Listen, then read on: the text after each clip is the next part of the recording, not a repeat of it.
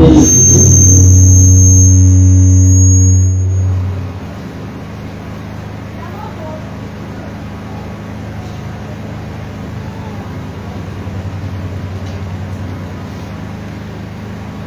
Dieu vous bénisse.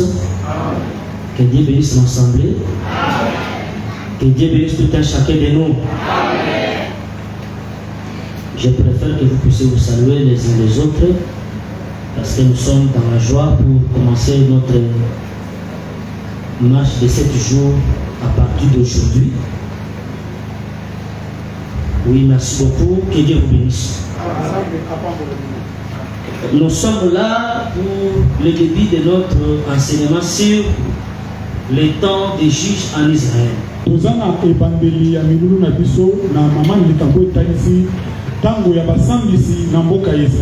Et j'ose croire que Dieu va visiter tout un chacun de nous. Parce que nous allons nous plonger dans la prière. Le but de cet enseignement, c'est pour que nous puissions atteindre le seuil de la possession de nos promesses ou de notre héritage.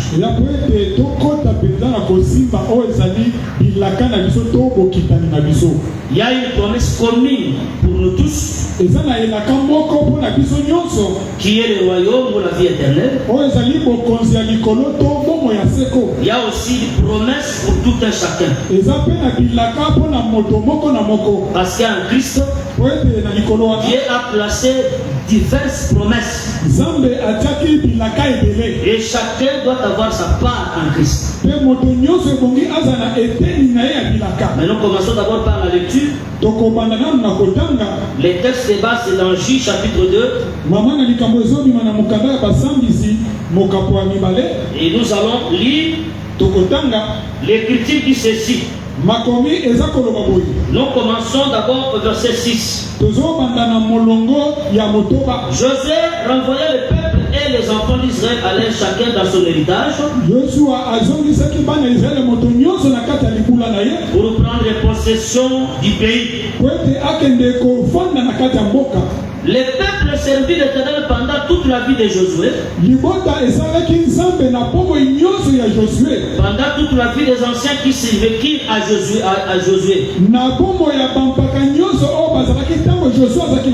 Qui avait vu toutes les grandes choses que l'Éternel a faites en faveur d'Israël. Josué, fils de Nun, serviteur de l'Éternel, mourut âgé de 110 ans. Josué, on l'ensevelit dans le territoire qu'il avait eu à partage à Timna et Eres. Dans la montagne d'Ephraïm, au nord de la montagne de Cache. Nous continuons la lecture. Toute cette génération fut recueillie auprès de ses pères. C'est-à-dire la génération qui servirent l'Éternel avec Josué ensemble furent tous recueillis. Donc ils étaient morts. Alors il s'éleva après une génération qui ne connaissait point l'Éternel ni ce qu'il avait fait en faveur d'Israël. Les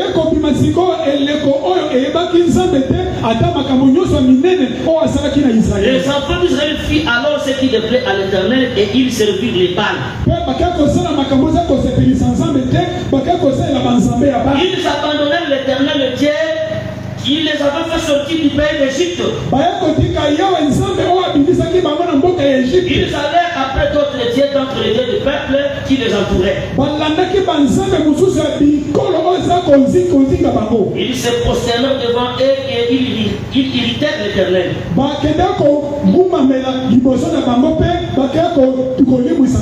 allez continuer, je prends le verset 15. Partout où ils allaient, la main de l'Éternel était contre eux pour les faire du mal. L'Éternel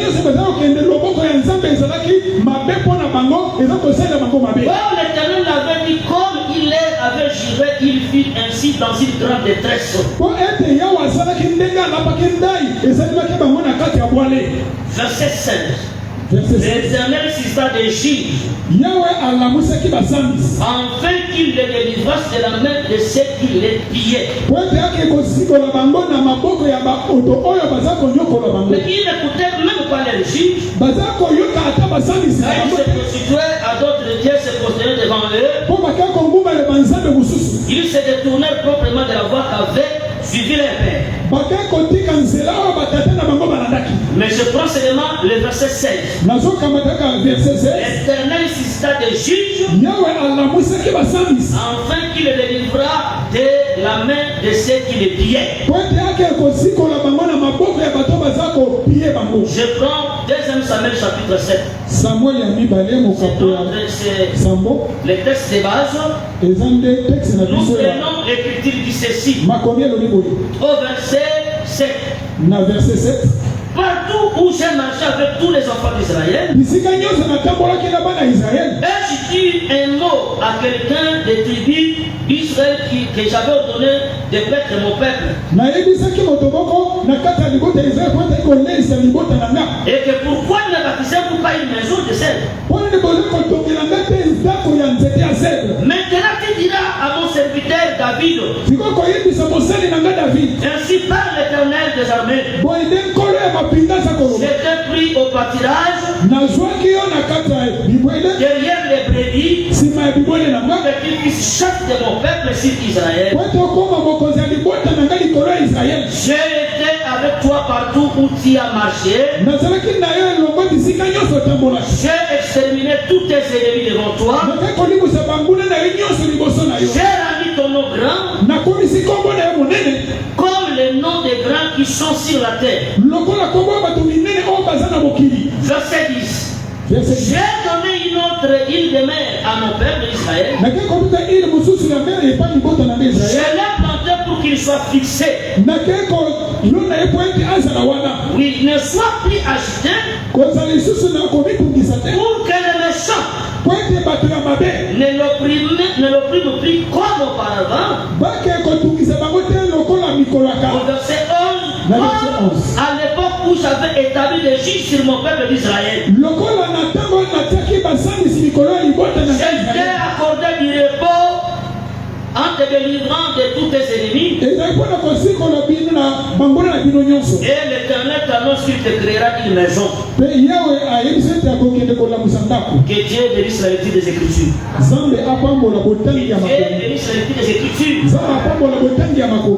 Je crois que nous débutons aujourd'hui et nous allons expliquer le temps des juges. Le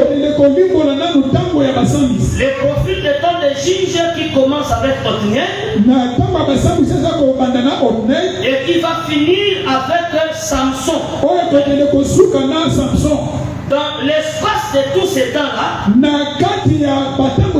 si nous faisons les comptages ou les dénombrements, nous allons regrouper ou nous allons prendre à peu près 12 juges. Et parmi les 12 juges, il y aura maintenant un autre ou une autre qui sera une fille. Lui parmi les 12 sera comme 13e, mais elle s'appelle Déborah. Et nous croyons, selon Proverbe chapitre 16, verset 4, que l'Éternel fait toutes choses pour un but. C'est-à-dire, dans cet enseignement, il y a une pensée de Dieu cachée. Pourquoi Dieu doit commencer par Juda? Et pourquoi il doit terminer avec Dan? Vous n'êtes pas sans ignorer, même lors de la marche d'Israël, là je suis dans nombre 2. Là Israël sortait de l'Égypte. Dans leur marche, celui qui était à l'avant, c'était Juda. Et celui qui était à l'arrière, c'était Dan. Donc Dieu a fait ses profils pour nous enseigner quelque chose. Mais écoutez d'abord, ce que je veux dire, C'est pour vous attirer, attirer votre attention. Pourquoi Dieu doit juger les juges? Dans l'écriture, nous venons de lire. La Bible dit ceci. Qu'à ce temps-là, Josué avait donné possession à l'héritage aux enfants d'Israël. Et il a fait la répartition de l'héritage. Si vous voulez prendre déjà ça, dans Josué chapitre 18, au verset 14, si vous descendez, d'ailleurs le docteur avait évoqué ça ici. Quand ils sont entrés dans le pays, l'écriture dit ceci. Josué a dit aux enfants d'Israël, choisissez 3 personnes d'entre vos tribus. Ils vont aller faire le traçage du pays. Et ils vont diviser le pays en 7 parts. Le pays sera placé dans un livre. Ça veut dire qu'avant de prendre possession, les pays là qu'ils ont parcouru sera écrit dans un livre. Chacun aura sa part dans le livre. Pour aller prendre possession d'abord, chacun devait lire dans le livre quelle est sa possession. Quelle est sa portion qui lui a été octroyée par Josué? Suivez-moi très bien. L'Écriture dit Josué mourit à l'âge de 110 ans. Comme nous avons dit que jeudi nous sommes introduits pour dire Josué était fils d'Ephraïm. Ephraïm était fils de Joseph. Exactement. Joseph est mort aussi à 110 ans. Joseph aussi meurt à 110 ans. Tel père, tel fils. Et nous comprenons que le chiffre 110 passe seulement des chiffres 11. Nous comprenons que Joseph était le 11e fils de Jacob. Et dans la vie de Jacob, il avait communiqué ça à Joseph. Et quand Joseph est né, Rachel dit, Rachel a ôté mon enfant. La maison de Joseph est ôtée. Je vous dis frère, ce n'est pas Joseph fils de Jacob. C'est le véritable Joseph. Lorsqu'il est né, le péché est ôté, le pauvre est ôté, notre Seigneur Jésus-Christ. Et pas seulement que le pauvre était ôté, mais c'était aussi question que l'Éternel m'ajoute encore. C'est que si nous avons les fils, comme Joseph, il va nous ajouter. Si va nous ajouter, c'est que Jésus nous l'a dit. C'est le royaume. Si de Dieu, l'Éternel nous ajoutera par 6 mois. Et si nous avons les fils, et que vous avez les fils frères, Dieu va vous ajouter. Il va vous ajouter le mariage, il va vous ajouter la bénédiction, la matérielle, ajouter l'épanouissement, la prospérité. Et c'est le fils. C'est pourquoi Romains chapitre 8, au verset 32 l'écriture. Si Dieu n'a pas épargné son fils, celui qui était très cher pour lui, il a livré. À combien de votre raison ne nous donnera pas toutes choses avec lui. Pourtant le fils, aujourd'hui c'est l'enseignement. Le fils aujourd'hui, c'est l'évangile éternel. Et c'est qui a l'évangile éternel, peu importe le temps et les circonstances, Dieu va vous ajouter toutes choses. Je vous dis frère, rassurez-vous, et si vous avez les fils, Dieu va vous ajouter toutes choses. Dans un mwana mkola wa basoro Mais il faut la moine. Parce que c'est lui qui a le fils à la vie. Et pourtant la vie, c'est dans l'évangile. Ceux qui montent dans la vie, Si quelqu'un l'évangile, il a la vie. S'il a la vie éternelle, Dieu va ajouter d'autres choses. En Proverbe, il dit ceci. Dans sa main droite, il y a la longue vie. Or, Dieu a deux bras. Dans son bras droit, il y a la longue vie. Dans sa main gauche, c'est la gloire et la bénédiction. Dans la main droite de Dieu, il t'ajoute aussi sa main gauche. Est-ce que mon sang est là? Que Dieu vous bénisse.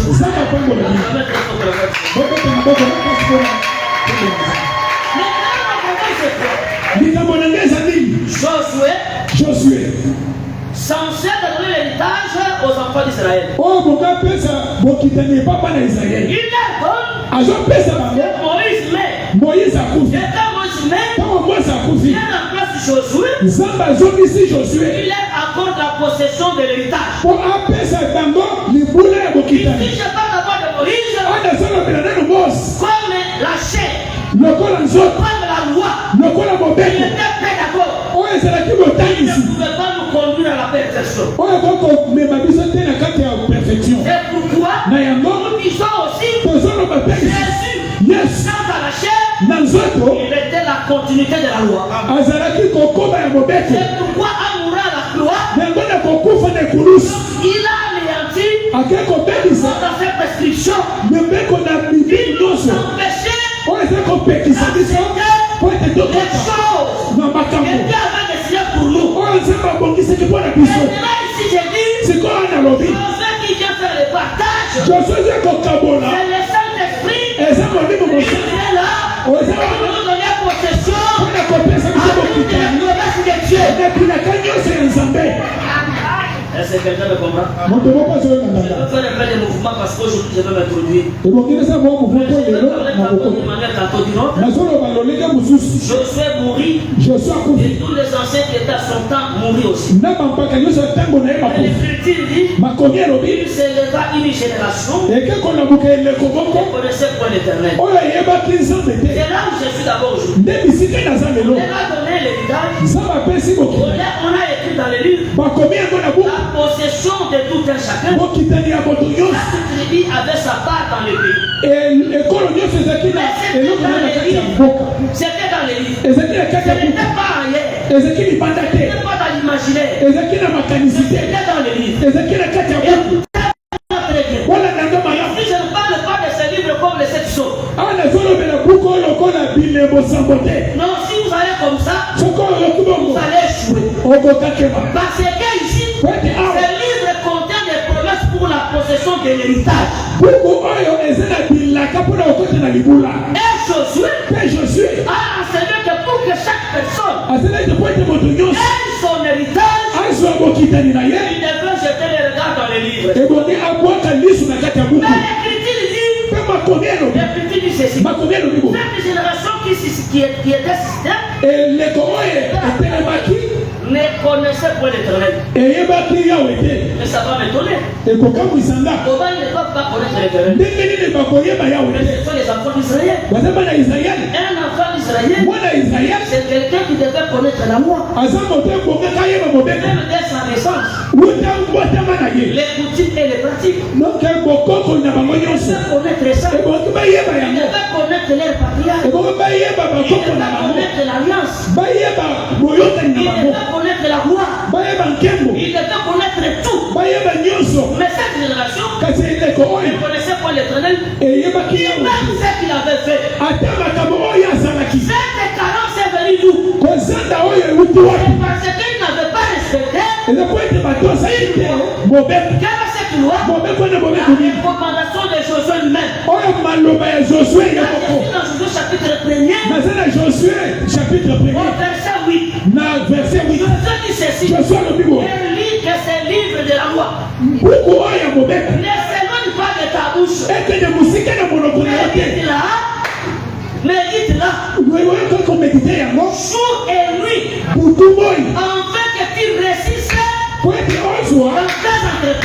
Je vais dire ceci. Ne pas connaître l'éternel. Même ce qu'il avait fait.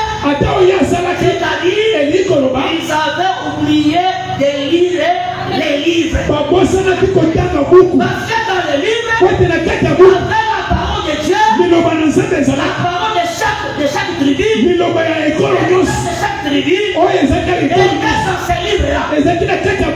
Parce que si papa meurt, il te laisse un testament. On n'allait pas faire les partages et bien du papa dans la tête.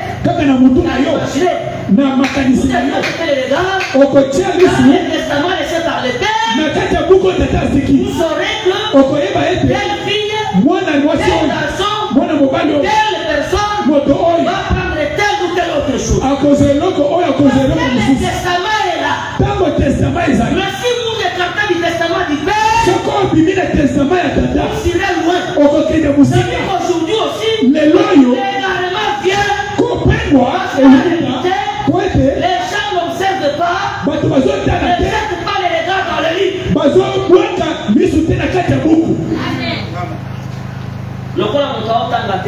Comme quelqu'un qui lit.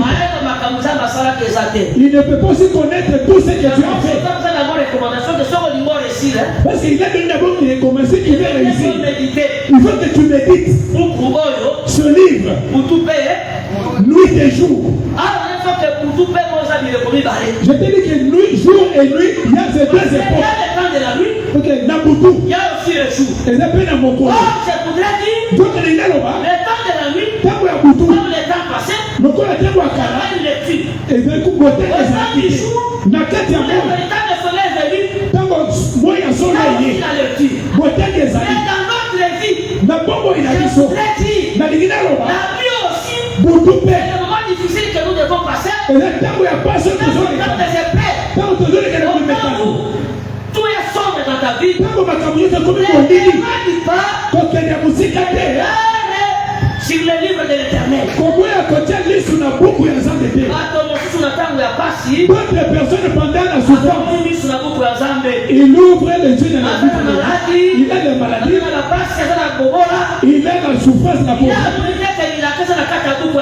Lui ne faut pas qu'il y ait des promesses dans le livre. Lui va aller consulter les fétichistes. Il va aller dans les autres. Dans ce loge pourquoi? Pour qu'il puisse bien vivre. Si tu jettes le regard dans le livre, même dans le livre, sache que ce livre dans ta vie, ta vie va se transformer en lumière.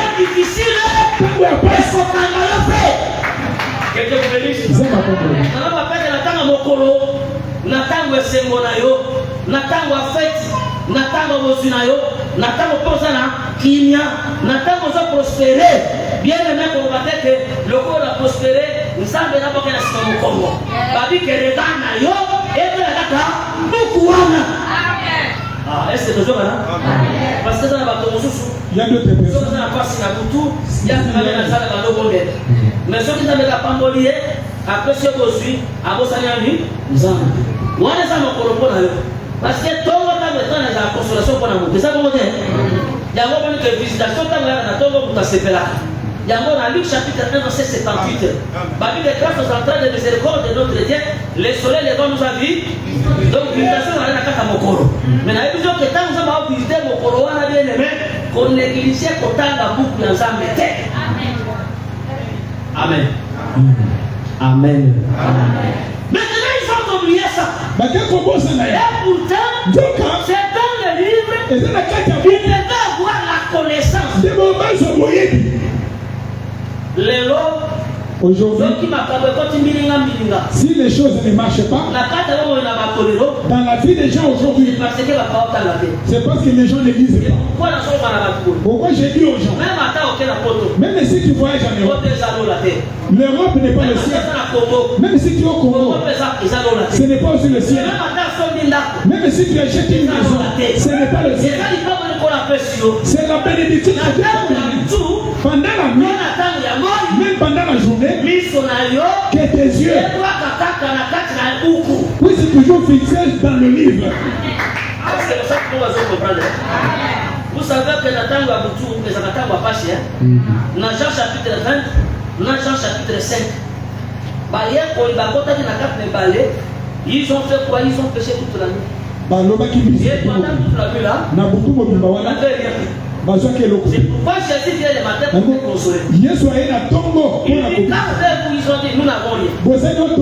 Il dit, j'étais avancé après nous et j'étais le filet.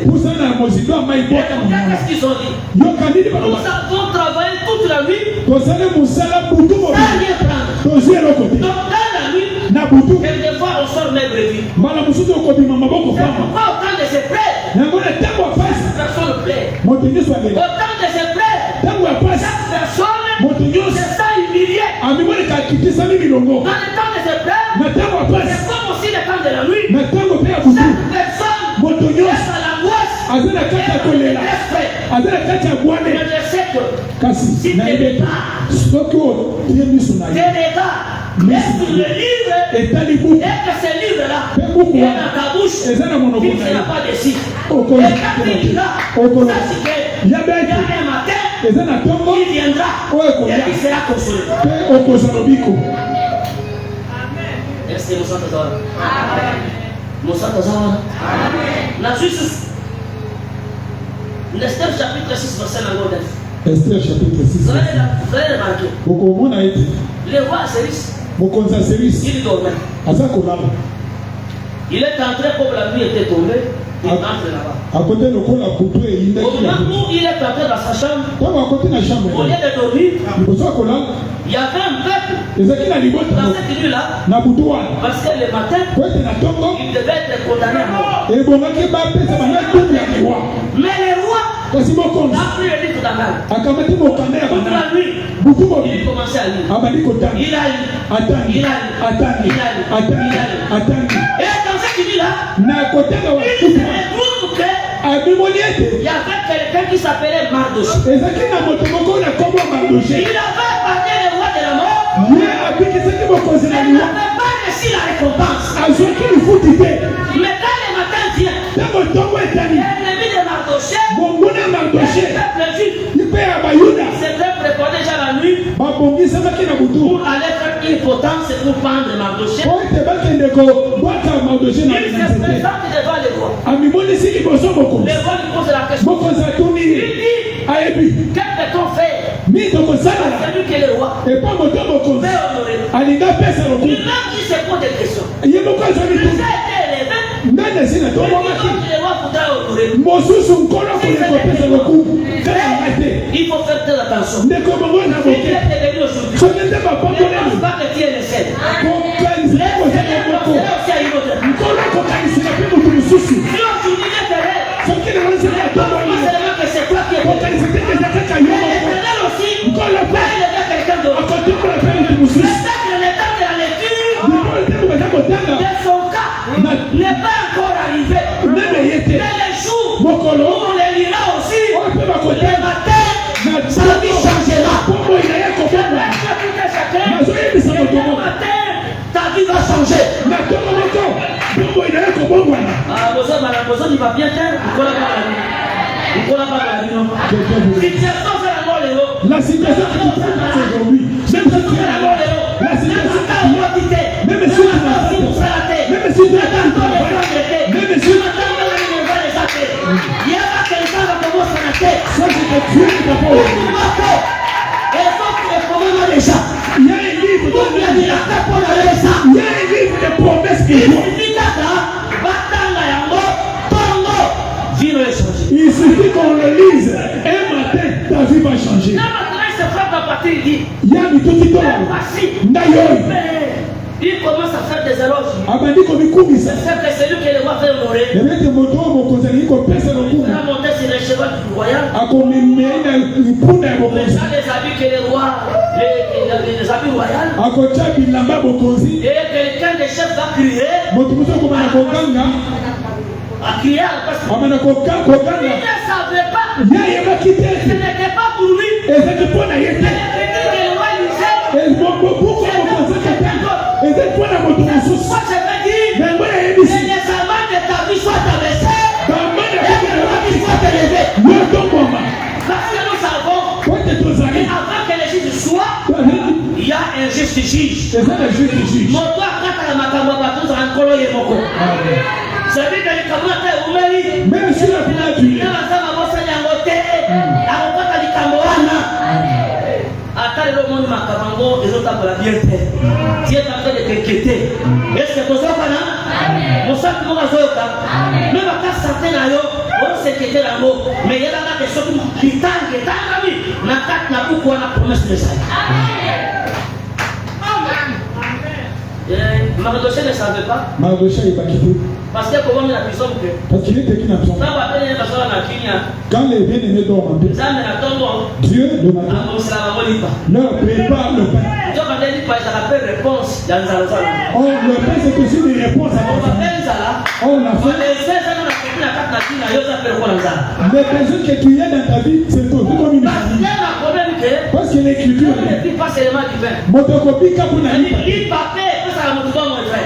le pain donne aussi la vie. Oui, frère. Le pain quotidien. Le pain micronios. Le pain quotidien. Le pain quotidien, c'est l'enseignement. Oui. Le pain c'est la vie actuelle. Et la parole, ça donne la vie éternelle. Mais la vie sociale aussi, c'est un pain quotidien. C'est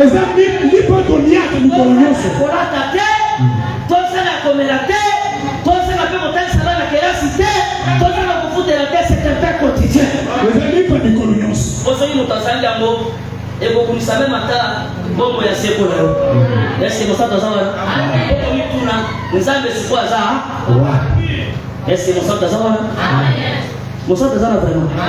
Maintenant, c'est dit ceci. Voilà, la ça. Quand je vais mourir, c'est alors que ces gens-là, ils oublient l'éternel. Ils n'avaient pas les regards sur la loi. Ils n'avaient pas les regards sur le livre. Dans le livre, il y avait toutes les promesses. Et dans ce livre-là, il y a les promesses. Il était écrit ce que Dieu a fait.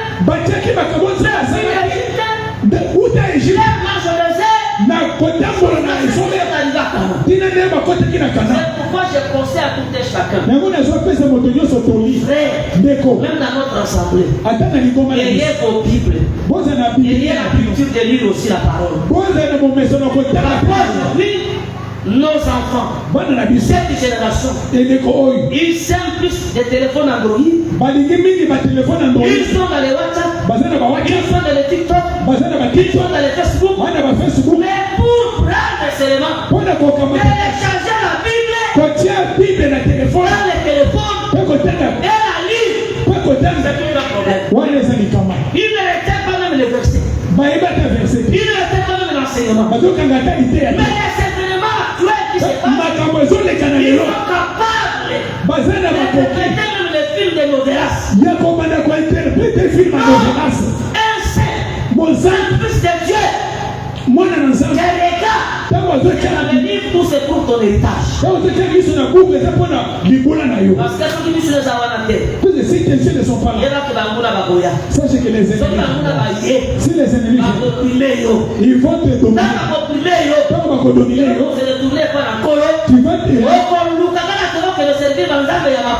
Tu vas chercher d'aller adorer des dieux étrangers. Même dans la prière. Quand tu es dans la prière, il faut fermer ton téléphone. Même s'il y a un appel important, ferme ton téléphone. Attends jusqu'à ce que tu vas finir. Donne-moi le privilège à l'enseignement. Dans l'enseignement, Dieu va te bénir. Dans l'enseignement, Dieu va te donner ce que tu cherches. Amen.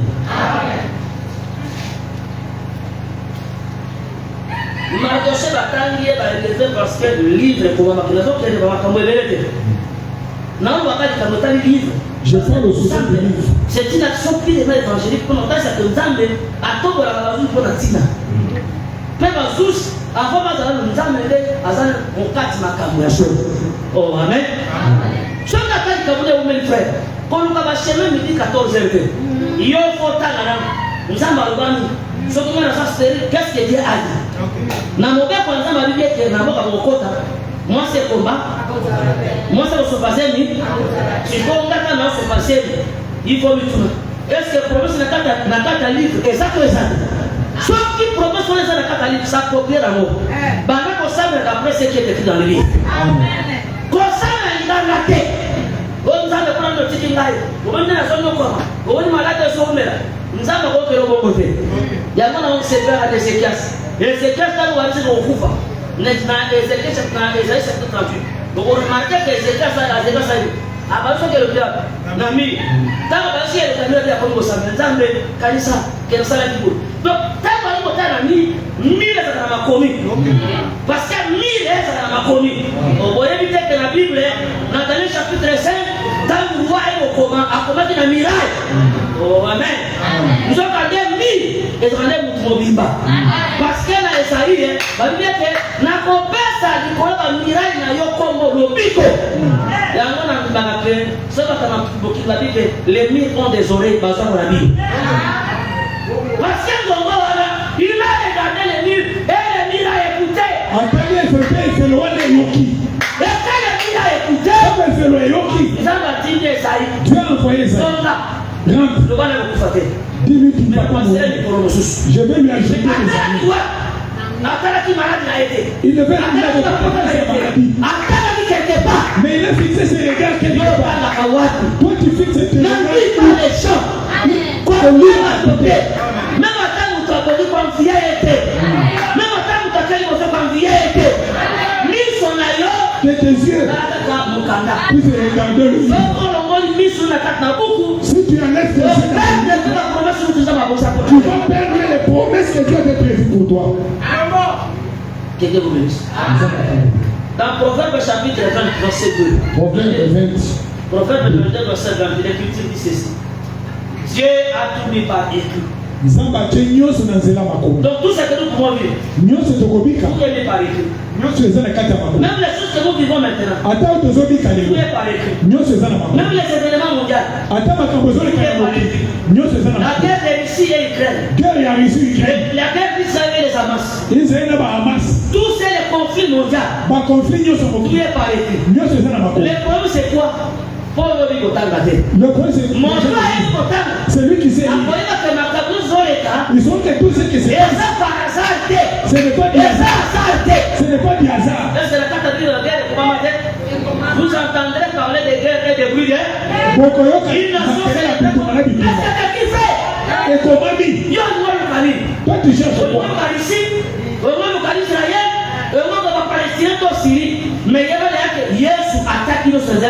Jésus a tout mis dans les Écritures. Ma combien de des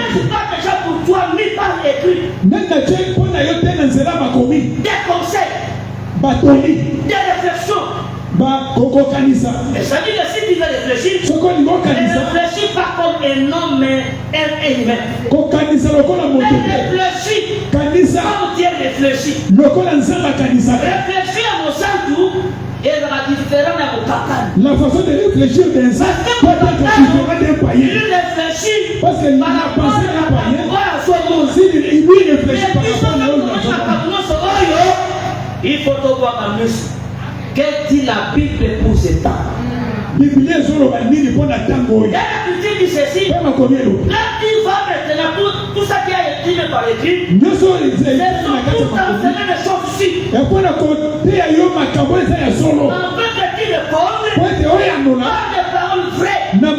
C'est lui qui t'envoie. Pourquoi la vie d'un enfant de Dieu? C'est la vie du livre. Amen. Pour Israël, le livre c'était tout un nom. Le livre c'était Moïse. Là je prends 2 Corinthiens chapitre 3 verset 11. 2 Corinthiens chapitre 3. Jusqu'aujourd'hui, si tu lis Moïse, c'est-à-dire Moïse était un livre pour tout ce qu'il pouvait faire, la référence de tout, c'était Moïse. Mais toi, quand tu fais des choses, où tu puisses ton inspiration, dis que tu es là. Que Dieu te bénisse. Que Dieu te bénisse. Est-ce que vous sentez moi Il y a un seul. Donc j'ai dit ceci que Josué et tous les anciens, n'a pas une génération qui s'élève ne connaît pas l'Éternel. et le commande la boucle qui a été Salomon dit dans l'Ecclésiaste, Salomon une génération s'en va, il une autre remplace. Mais une génération qui remplace, il faut que cette génération tire l'enseignement de la génération qui était passée. C'est pourquoi la vie de l'Église, la vie des enfants de Dieu, nous devons regarder les prophètes et les apôtres qui nous ont précédés à ces choses. L'Église ne tire pas son modèle de l'actualité. L'Église ne tire pas le modèle au monde comme à l'époque moderne. Cela signifie quoi?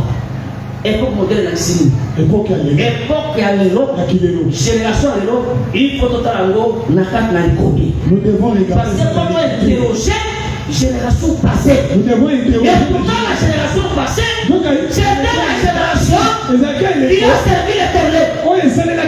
C'est pourquoi Josué le lit dans Josué 24, Josué 24.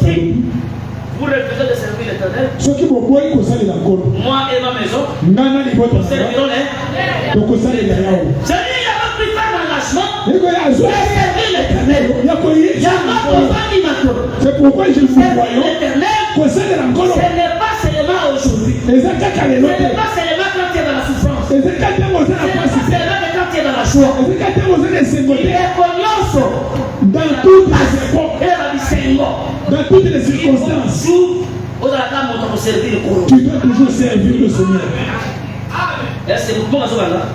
Dans l'introduction pour le Dieu envoie le juge Ça va je quitte dans pour délivrer Israël on a conçu qu'on a par rapport aux promesses qui leur étaient données. Nabila quand on appelle ça. Et ils s'étaient détournés Tango bapengwe de la parole de l'Éternel na liloba na pour mkono servir les balles. pour que les conseils C'est alors que et na tango Dieu devait citer le juge. ça va la Mais musique Dieu ne cite pas le juge. ça va je si à Il n'est pas que ne se répand pas.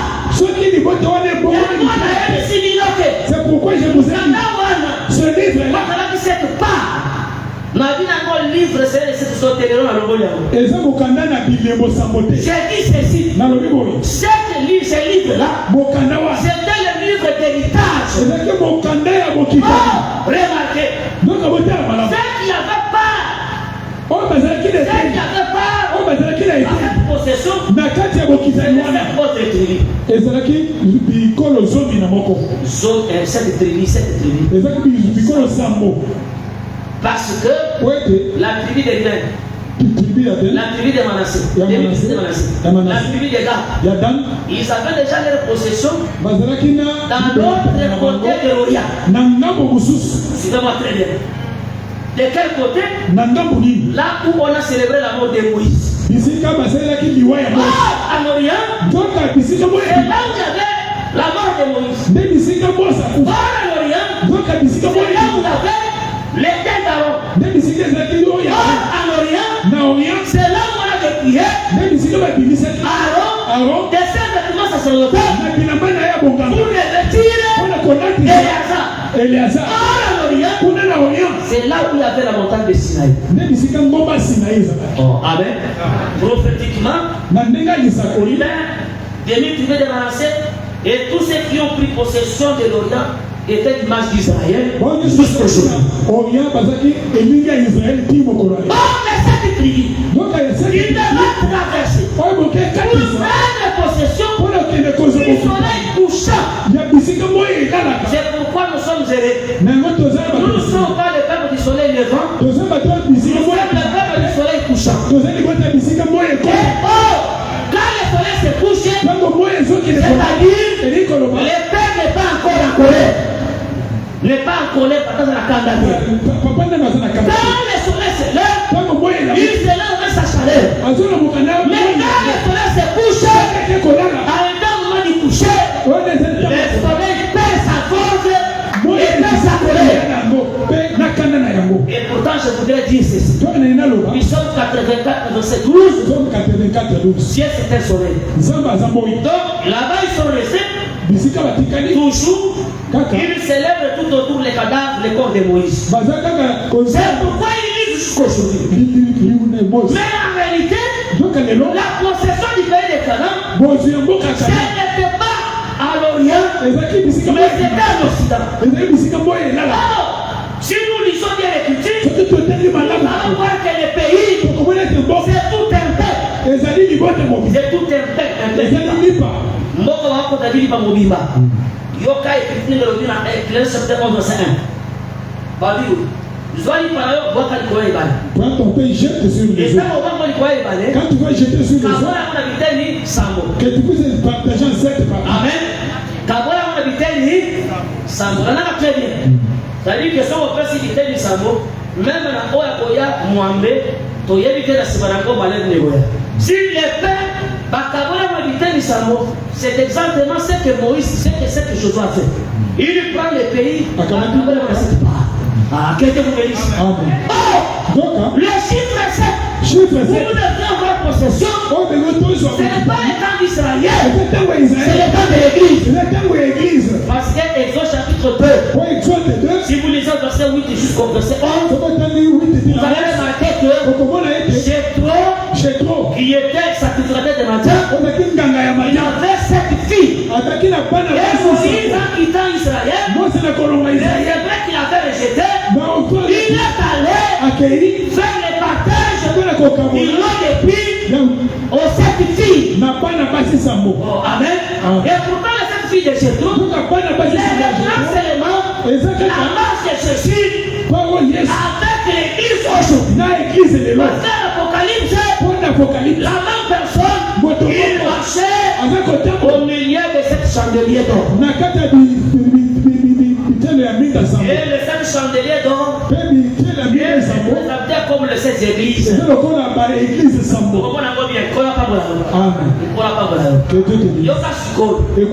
Quand il vient maintenant, comme on a donné cette part là-bas, le 8e viendra. Mais je sais, le 8e, c'est un peuple. Il recevra aussi la part de la grâce. Parce que pour l'église, nous partirons. Parce que Esther aussi est permis dans la reine royale. Parmi les 7 filles, mais Esther, pour entrer dans la maison de Nazarus, dans le palais royal, il a fallu la 7e année. Donc il a fallu la 7e année. Il va entrer là-bas. Mais écoutez, ici on met les 7 parts dans les livres. On ne peut pas partager aux 7 tribus. Mais les 10 confient à l'Apocalypse, chapitre 1er. On a dit ceci. Jean, tout ce que tu as dit, c'est que je t'ai fait montrer. Et il est dans ces livres. Et envoie-le aux 7 églises. Est-ce que quelqu'un a dit? Oui, frère. Nazara likaba buku lelo tika tekola pambo la bino kola pambo la bino. Apocalypse 1er verset 11. Oui. Verset 11. Qui disait ce que tu vois écrit dans un livre? Oyo nyonso ezokomona koma yango na kati ya buku. Cette église à Éphèse, tindela yango na ba église sambo na Éphèse, na Smyrne, à Pergame, na Pergame, na Thyatire, na Sardes, na Philadelphie, pe na Laodicée. Sukalo wana makambo wana komi na kata buku tinda yango na Bible na combien? Sambo. Donc combien d'églises? Donc l'église wana tango dozwa makambo komi na kata kuna.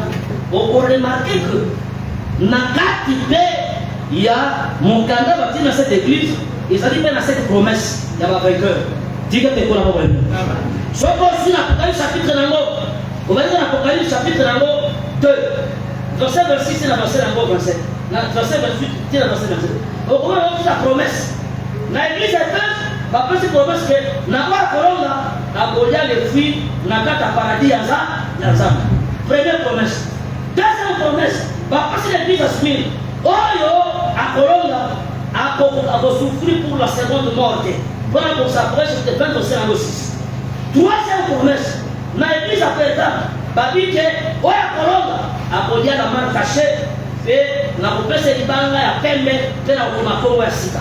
Quatrième promesse, l'église a dit à Biro à Colombe, la promesse autorité sur les nations, fait à Bokama Bango, n'a rien à l'idée, fait la promesse à Ebo Totatongo. Tika te pour la Bambola. Donc, son compagnon qui veut à combien de promesses, cette promesse.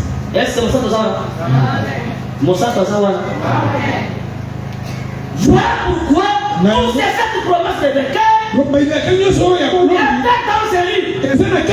pourquoi ceux qui étaient censés posséder le pays de Canaan, il a fallu qu'il combatte. Parce que ce qu'on a voulu faire. Parce qu'il combat. Même si on a écrit dans la possession, tu n'auras pas de possession. Banguna bazalaki wana. Dans ce pays, dans ce pays, il faut les amis. Il faut avoir possession. Si tu ne combats pas, tu ne vas pas entrer en possession. Non, se pose à la récompenser. Pour que tous les gens soient récompensés. Pour qu'ils soient couronnés. Il a fallu qu'ils puissent combattre et sortir victorieux. Tu es donné la Bible. Mais pour ça, aucun maboko maintenant le col a fait la promesse à Okoisa yango que Dieu vous bénisse.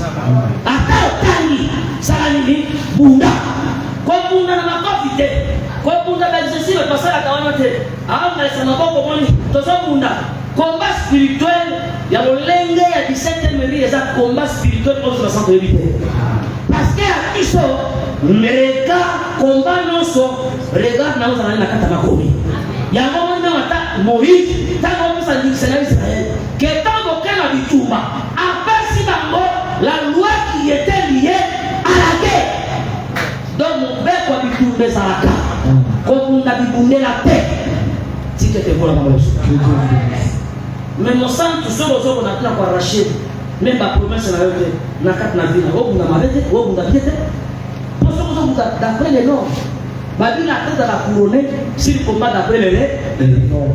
Si vous m'avez retardé, il faut quelquefois poser introspection. Est-ce que là on a pensé à non? Soit pour nous la règle tête, donc on s'appelle tête. Est-ce que mon sang te zawana? Mon sang te zawana?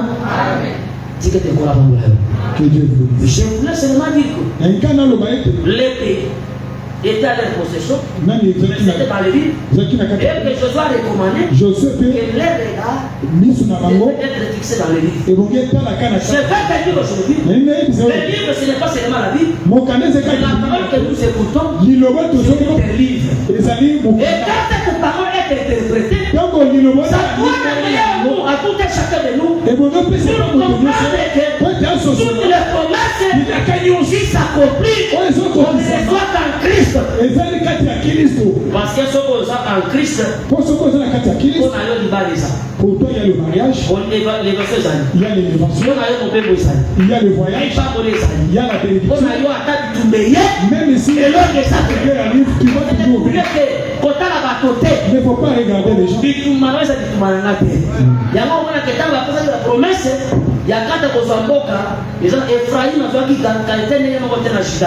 Jida zoki ndenge moko pete na kata. Kata zoki ndenge mona neutralité. Mutu na mutaki na quantité ya héritage zoki na espace ya bracha so. Ba musuba zoki na plein, ba musuba zoki na ngomba, ba musuba zoki na saba munene. Donc la promesse na yona ya ngai na kata ya via mabele ekeseni. Tika te kola mama biso. Amen. Mon souffle ana facilité. Likambo na ye ko sabe ko na ye et ça pète. Vous savez qu'on a besoin de ça, après ces solutions. Mais pas la moussou, il y a que la montagne va faire ce qui est comme possession. Il y a les chats de fer, il y a la canalité. Il y a les gens qui s'attendent. Ou alors ce n'est pas n'importe quel au Québec. Pour que tu aies là, vous avez une chose à la canalité. Tu peux te coller à la maison. Nous collons à la maison. Il faut invoquer Calais. Il y a contre la carte de Pinayo. Parce qu'il y a quelqu'un dans ma coquille, il y a côté terrassé, Baki Sana. Et pourtant, on dit que c'est lui qui est en toi et plus fort que celui qui est dans le monde. Je voulais méditer le temps des juges en Israël. D'abord, il fallait que les regards soient dans le livre. Pour que nous ne puissions pas oublier la parole. Au temps de la nuit, que nos regards soient sur la parole. Même dans les jours, que nos regards soient sur la parole. Attends quel poteau. Attends dans la Congo. Même attends dans la forêt équatoriale. Nous ne te voyons pas. Mais ils sont dans les hommes.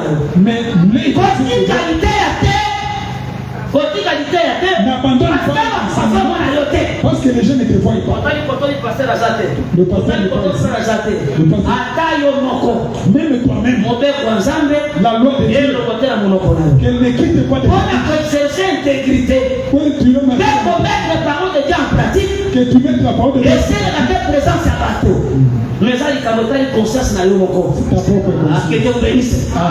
Parce que mon frère n'a pas de même la génération a taillé mon corps à Okédénon. Pour te voir que la génération a énorme. Pas dit qu'il marchait avec Dieu, le Seigneur a dit. Nous avons tenu compte des pauvres et il fallait que vous allez venir pour qu'il était. Même à taille mon corps dans le tableau. Est-ce que tu comprends?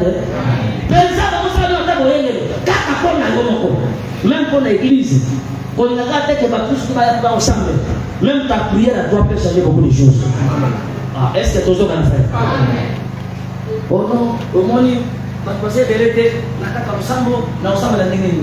Yo Moko, tu peux venir ici, au Samuel, chaque Samuel d'après les normes et les règles, nous avons. Amen. Même quand c'est fait difficile, même quand on est à y même quand Samuel a yoté, mais comme tes regards sont sur le livre, sur le foucault de Samuel, nous avons. Est-ce que nous sommes dans un mon sang la race il n'est pas trop tard pour toi. Il faut que vous compreniez que donc mon père, il y a un peu la personne qui a quatre nango, nous avons un peu à ça en Égypte. Nous avons un peu et ça pendant marche à désert. Nous avons un peu et ça la possession à Bissou. Il y a un peu de cette temps en Égypte, dans mon pays. Et ça m'a tout le temps au Seigneur, yo ça qui n'attend. Oui, pas quitter. Vous allez dire l'ignorance, mais dans la seule matambo au second. Dans la frère, il y a un bâton, vous allez dans mon kiwi. Donc, il y a mon corps, la carte dans le sang, vous allez la carte à fois pour vous. Mais pourquoi vous allez dans mon kiwi? Donc, il y a un autre. Pourquoi vous allez dans mon kiwi sans habilité? C'est que ça, c'est abattre la vie. C'est tellement tant qui passe dans ma parole. Dans la marge, les mêmes dieux à combattre, le dieu au cours de ce sika pour assigner la commissaire. Amen. Est-ce que vous savez ça? Si que tu es là, si tu as dit ton côté, tu as dit